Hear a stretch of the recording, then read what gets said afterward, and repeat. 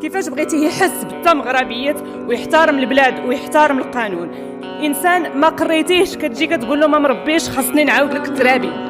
ما سكنتيش 40 متر وبناها في جماعه قرويه اولا في حي شعبي كتجي كتريبها له.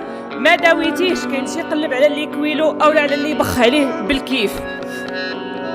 ما خدمتيش دار كروسه ديال الخضره كتجي كتهرسها له. وتصورنا واضح بخصوص ثمن البيع النهائي للمواطن. زيت الزيتون ما خصوش يتعدى 30 درهم لترو، زيت المائده 10 دراهم، السردين 3 دراهم الى غلا، بطاطا مطيشه فلفله البصله هادو مواد اساسيه ما خصهاش تعدى 2 دراهم في بلادنا لانها بلاد فلاحيه طبعا. العدس اللوبيا الحمص 10 دراهم، البيض درهم، الدجاج 10 دراهم، اللحم ما خصوش يفوت 50 درهم الكيلو. الا كنتو فعلا حكومه منبثقه من الشعب هذه هي الحلول، وإلا كنتو حكومه ديال البطرونه شريو مع راسكم الناقه.